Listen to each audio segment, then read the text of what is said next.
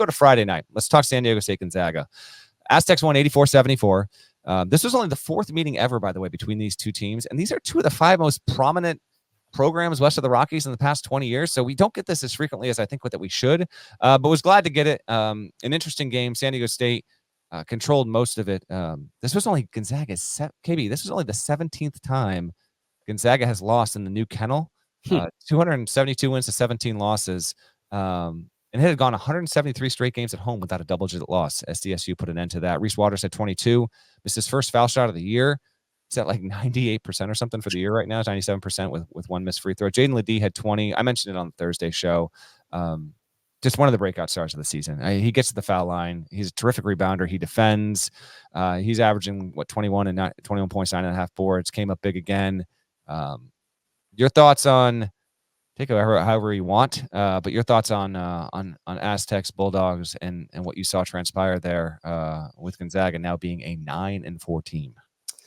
Yeah, it's jarring to see Gonzaga just look like a regular WCC team. And maybe it should have not been quite as surprising. I mean, this is a team that lost Drew Timme. They lost Julian Strother, Rasir Bolton. It's got to sting a little bit that Hunter Salas is balling the heck out at Wake Forest. Steele Venters, the season-ending injury just before the season. Was doing some kind of digging. Zags have actually been one of the best 2-point shooting teams the last decade or so. I think you actually wrote a story about this a few years ago. Been around top 50 in 3-point percentage the last few years. They're outside the top 50 in 2-point percentage. Of course, that's helped because no Drew Timme. But they rate 240th nationally in 3-point shooting percentage. So their offense has not been nearly as lethal. Probably expected when you lose Drew Timme and Julian Strother and some of those guys. But yeah, just this team has not completely clicked in the way that maybe a lot of people expected it would, and feels like the WCC is kind of wide open. Yeah, and they've had other injury issues as well. They don't have depth. That's a problem. Quick on the Aztecs, and I want to focus in here on Gonzaga because they're the more urgent story at the moment. But tell you what, the Techs 11-2 losses at BYU and Grand Canyon. This was a resume game. They got it. It should almost certainly be a quad one. I can't see Gonzaga dropping out of the top 75 here. No. The previous best wins for Brian Dutcher's team were over St. Mary's and Washington, and those were both neutral floor wins. So this is the best win of the season so far, and it's emblematic of the Mountain West. I plan on having more on this in the court report later this week. But between SDSU, Colorado State, Nevada, New Mexico, Utah State, they all have 11 or more wins right now.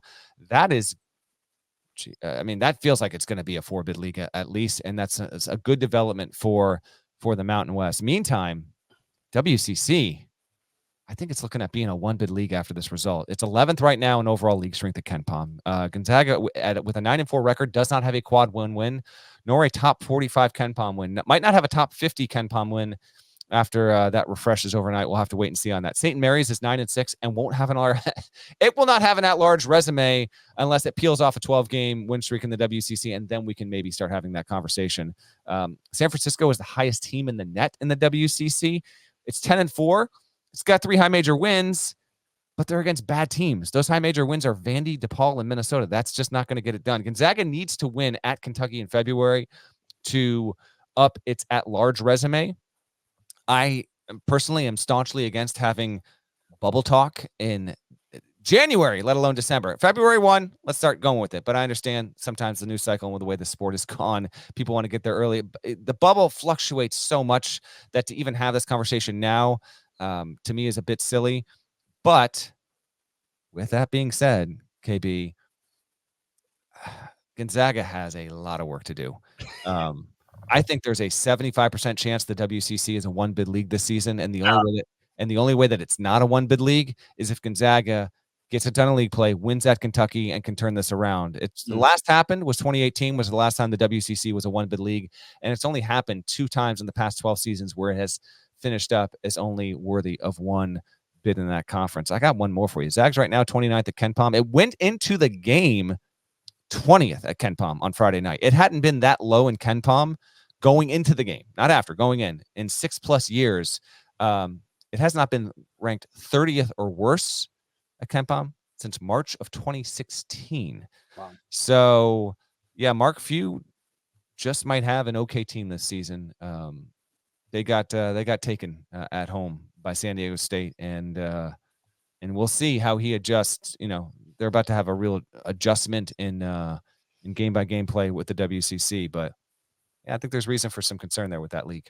Yeah, for sure. I still think Gonzaga is a tournament team. I believe St. Mary's is a tournament team, although they have just been.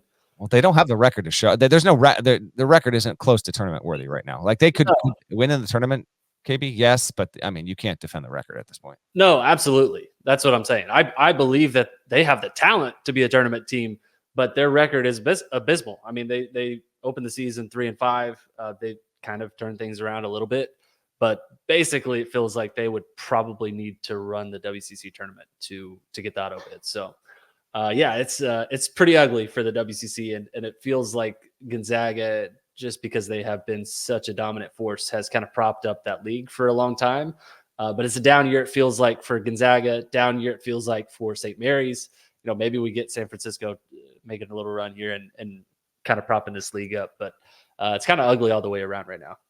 It is, and the thread here with the two games in the segment is that Creighton's not as good without Ryan Nembhard, and Ryan Nembhard isn't as good without Creighton. Maybe that changes moving forward, but sometimes we see a transfer situation where both ends get the better of it. Sometimes it's one versus the other, the school or the player. Here, it's not going so well. We'll see if that can change.